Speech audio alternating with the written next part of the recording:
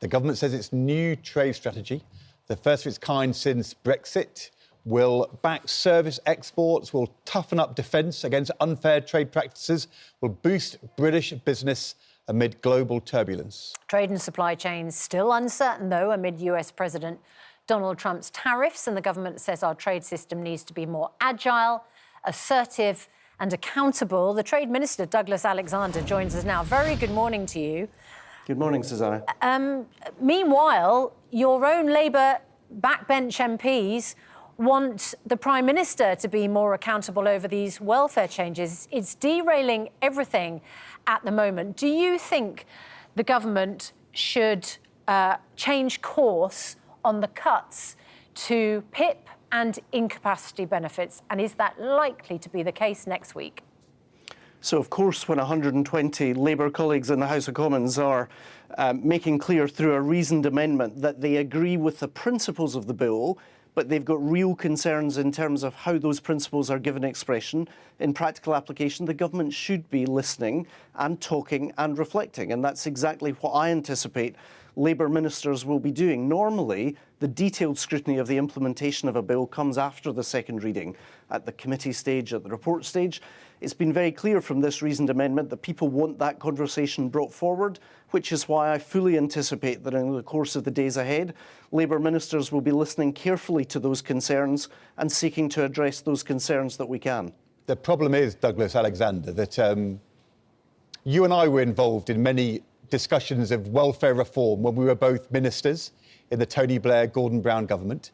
Lots of welfare reforms to get people back to work, to sometimes reduce the number of people on incapacity or disability benefits.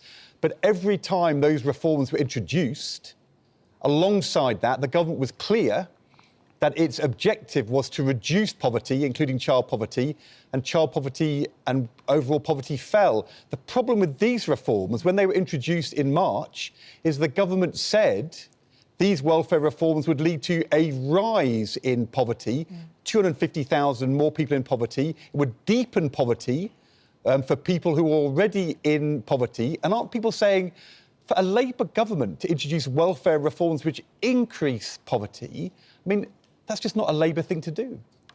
So, Ed, in your work in the Treasury, you've probably forgotten more about national statistics than most of us will ever remember. But there's a statistical answer and there's a political answer, and indulge me in letting me offer both. Firstly, statistically, you're right to recognise that figure, but equally it ignores the fact, for example, 100,000 new kids are going to benefit from free school meals. That was just announced by Bridget Phillipson in the last couple of weeks.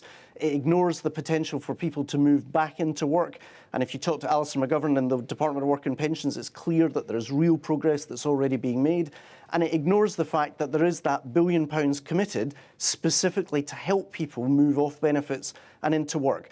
But on your substantive point, what's striking to me when you look at this amendment that's been proposed by 120 colleagues who are now being called rebels, they are good friends and colleagues of mine, is that actually there is a striking commonality on the principles, on the idea that it is better if people can work, that we are able to assist them in helping them move into work, that we should protect the most vulnerable, and that a broken welfare system that we inherited from the Conservatives needs to be reformed.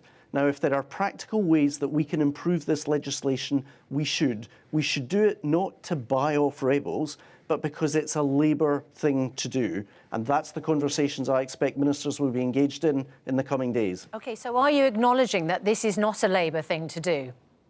Well, this is just the reality of legislation. A government proposes legislation, it's scrutinised by members of Parliament, amendments and changes are made in the passage of the legislation. Now, normally that happens at a later stage because the second reading debate that was due to take place on Tuesday is usually simply about the principles.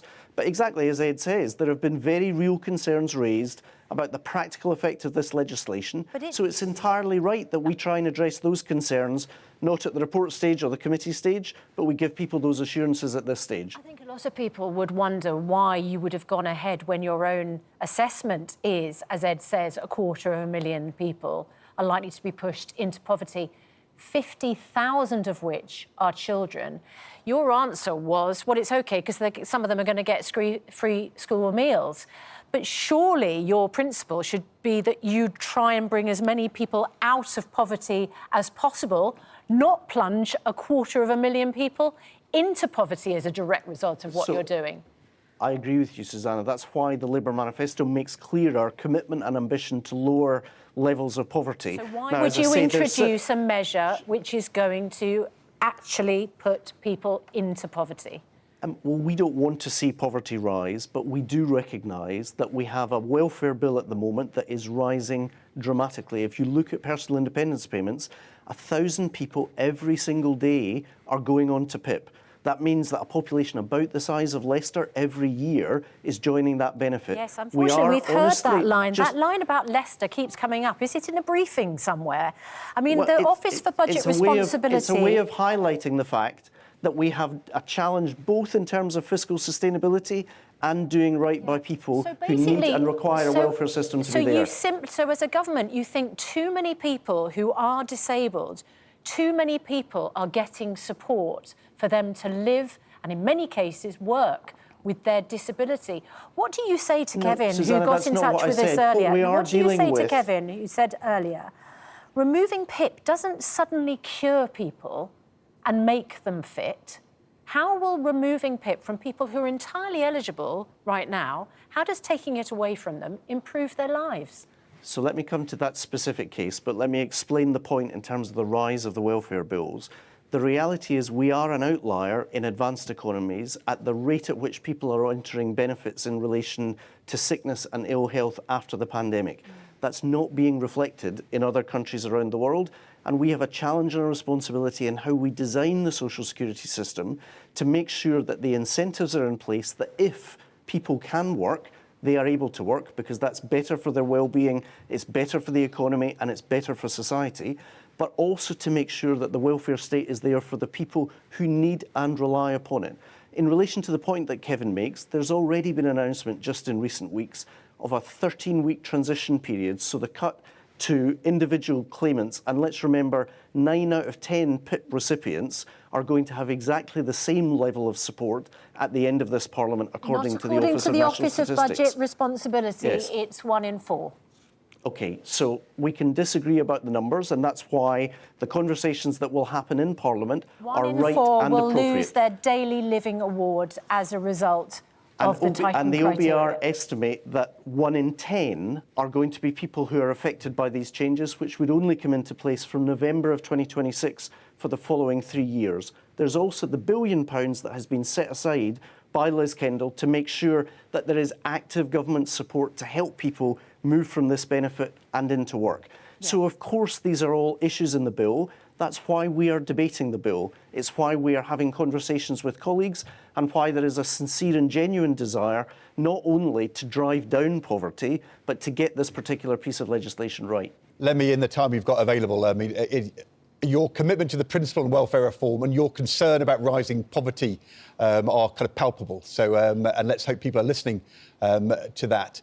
On the trade issue, which you've come on to talk about, we described the new trade strategy. You've agreed free trade deals recently, commitment to service exports. There's an interesting thing, though, announced today, which is you are joining a new WTO. It's called the Multi-Party Interim Appeal Arrangement. And the interesting thing about this is that the Europeans are big proponents of this. China are members, but the Americans are not. In fact, the Trump administration has been very hostile to the WTO, trying to organise appeals against unfair trade practices. By the way, while they're putting all these tariffs in place, it's the first time I can think of a government minister doing something in the last 4 or 5 months, which is clearly in defiance of what the Trump administration want. Is that something that you had to think hard about? So firstly, the motivation. The North Star by which we navigate trade policy is the UK's national interest. We are both a sovereign actor when it comes to trade policy, but we also spend every waking day thinking not what's right for any other country, but what's right for the United Kingdom. But it's also right to recognise that the Prime Minister back in November in his Mansion House speech said, we don't want to have to choose between our friends and allies in the United States, with whom we do about 18% of our trade, and the European Union, with whom we do 46% of our trade. One of the post-imperial delusions that came around after Brexit was that somehow Europe was an absence in our trade policy. 3 of our 5 largest trading partners are still within the European Union. The channel is just 21 miles wide, and geography still matters in terms of who you trade with. So in that sense, I make no apology for the success of the UK-EU summit, the great work that was done by Nick Thomas-Symonds and others. And equally, I make no apology for the fact there's about 46,000 workers of Jaguar Land Rover in the UK. If we hadn't been willing to do a deal with the Trump administration, a number of them, I fear, would have received redundancy notices, given they were otherwise looking at 25% tariffs into the United States, which is their largest market. So we will take a clear-eyed, evidence-based, pragmatic and patriotic approach to trade policy. I think that's what British business wants, and it's what we're determined to deliver. And the Trump administration is happy for you joining this organisation that they won't be part of? Well, listen, our responsibility is to do the right thing for the United Kingdom, and we will manage our diplomatic relations very effectively. When I saw those images of Donald Trump sitting with Keir Starmer, they don't have particularly similar backgrounds. I just felt an overwhelming sense of relief. After the clown show of the last 14 years, we've got a serious Prime Minister willing to do serious work on trade in what are incontestably serious times for the global economy. Douglas Alexander, thanks very much indeed for your time this morning. Thank you.